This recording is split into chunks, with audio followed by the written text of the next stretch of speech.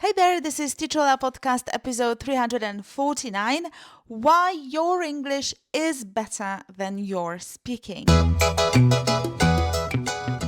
You read English, you understand English, you've been learning for years, but when it's time to speak, your mind just freezes and the words don't come out. If that sounds familiar, you're not alone. My name's Ola and this is Teacher Podcast. I'm here to help you finally speak out loud. This isn't about perfect grammar or fancy vocabulary. This is about your words, your voice, your real English.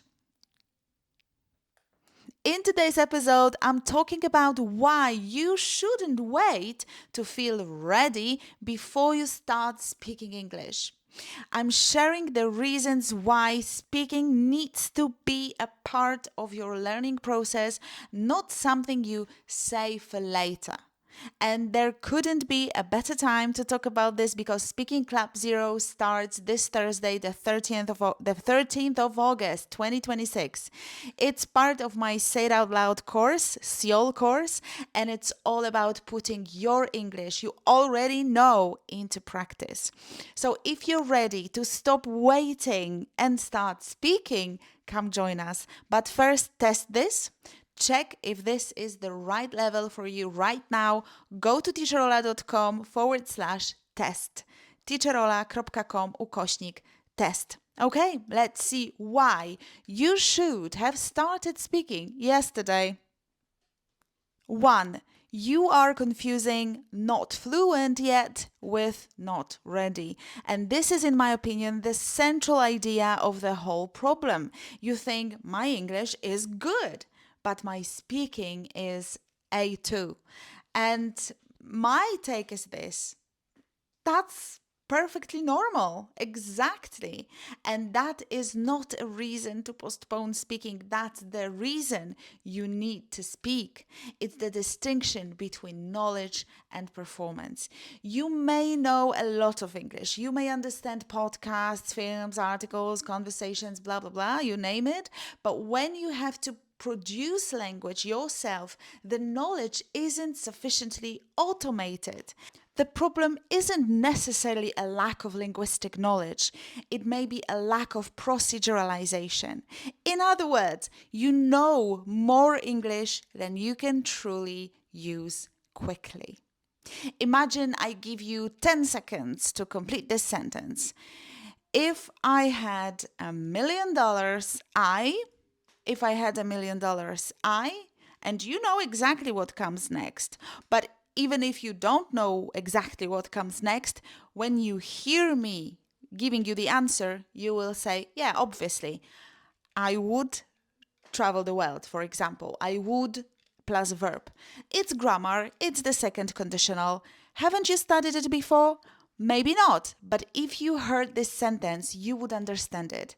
If I had $1 million, I would travel the world. Understandable, easy.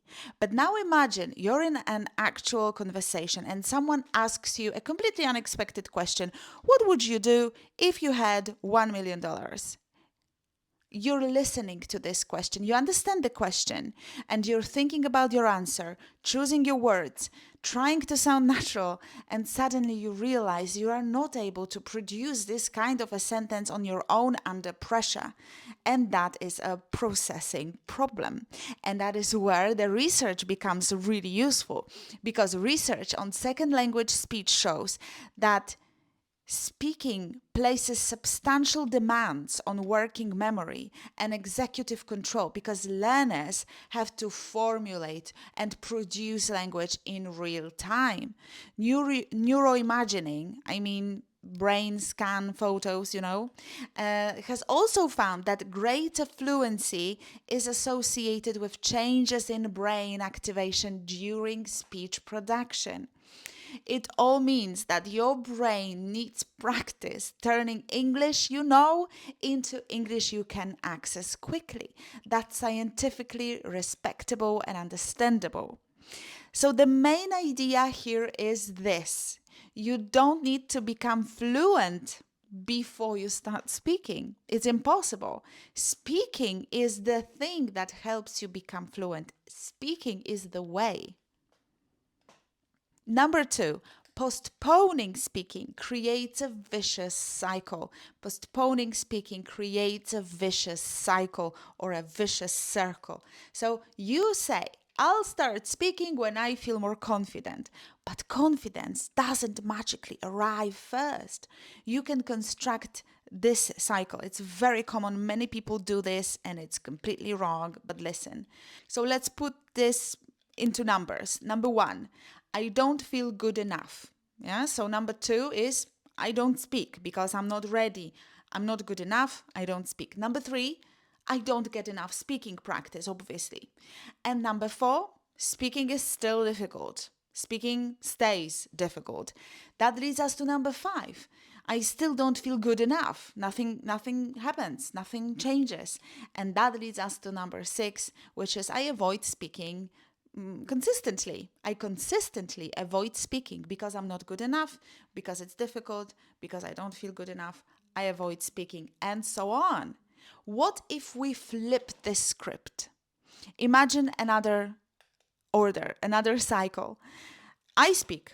Let's start here. Number 1, I speak the way I can, the way I am able to do it now at the moment with the English I have today. I speak. Number 2, I discover I can actually communicate. Number 3, wow, I notice what I struggle with.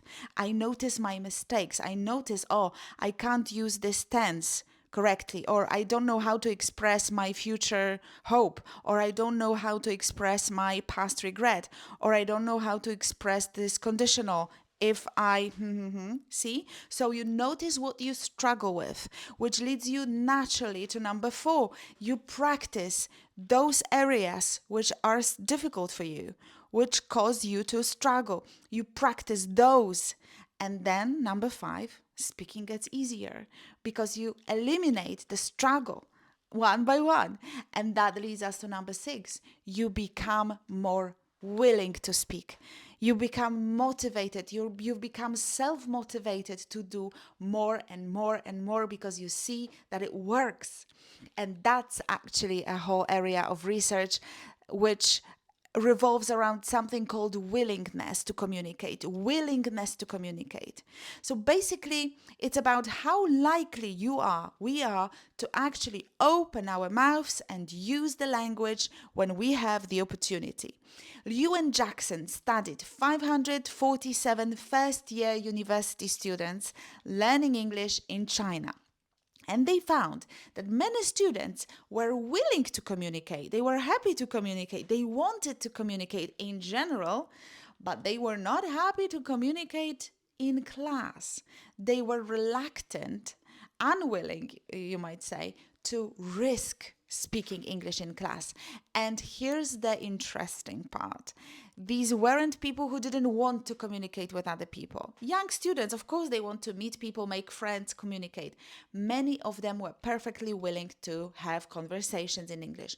But when it came to speaking English in their class, they didn't want to take the risk because they were obviously afraid of being evaluated, of making mistakes, of being judged, and of speaking in front of professors or teachers. So this research found a significant relationship between language anxiety and unwillingness to communicate. And this is where I want you to stop and think for a moment. If you keep waiting and waiting until you feel confident enough to speak, you may be waiting for the very thing that speaking practice is supposed to help you develop. So you are afraid of this one thing that will lead you to fluency. Research consistently shows a strong relationship between language anxiety and willingness to communicate. And when you put that together with what we know about practice, you can see how easy it is to get stuck in this loop, in this vicious cycle. 3, you can't do all the speaking later. You can't do all the speaking later. You might be asking yourself, can I learn grammar and vocabulary now and simply start speaking when I'm ready? Like next month, for example? And the answer is not. If you want to feel automatic speaking English. If you want to be fluent, no, you can't postpone speaking. You can't spend 6 months learning English and then decide, right, from Monday, I'm going to be fluent, because 6 months is enough to feel fluent. 6 months of learning passively is never gonna lead you to fluency. Speaking needs repeated exposure and repeated retrieval over time. In other words, you need to practice speaking again and again over time. In 2024, a study looked at 116 Japanese learners of English. They were randomly divided into groups and received 4 fluency training sessions. The researchers compared different spacing schedules. Some sessions were separated by 1 day, others by 7 days. And then they tested the learners again 7 days later and 28 days later. Both spacing conditions produced similar fluency gains at those later tests. So that means you don't need one enormous speaking marathon. You need repeated opportunities to speak. The more the better, although what you need to focus on is not doing this once a month or once every few months. It has to be regular practice, repeated regular practice. They didn't give these people, I don't know if you noticed, but they didn't give them 500 vocabulary items to learn. They didn't make them memorize another list of irregular verbs. They got them to speak and then speak again and again and again. And this is why I don't want you to think of speaking as the final stage of learning English. Speaking needs to be part of the learning process from the beginning, from the start. Let's practice now. Listen to these 10 sentences and repeat them out loud, okay? Let's take this little step. Say these sentences out loud. Let's go. Haven't you studied it before? I became more willing to speak. What if we flip the script? They were afraid of being evaluated. Confidence doesn't magically arrive first. If I had $1 million, I would travel the world. And that is where the research becomes really useful.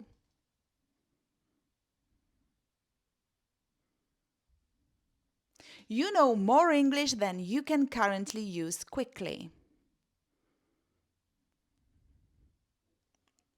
You need to practice speaking again and again over time. You don't need to become fluent before you start speaking.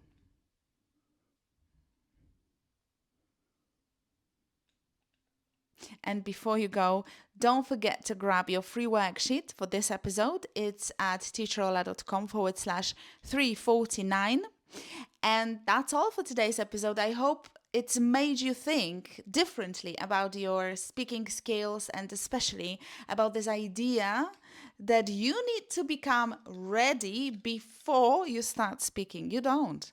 And if you already know a lot of English but still struggle to use it quickly and confidently in real conversations, that doesn't mean you need to wait more or you need to learn more or that you need to review tenses.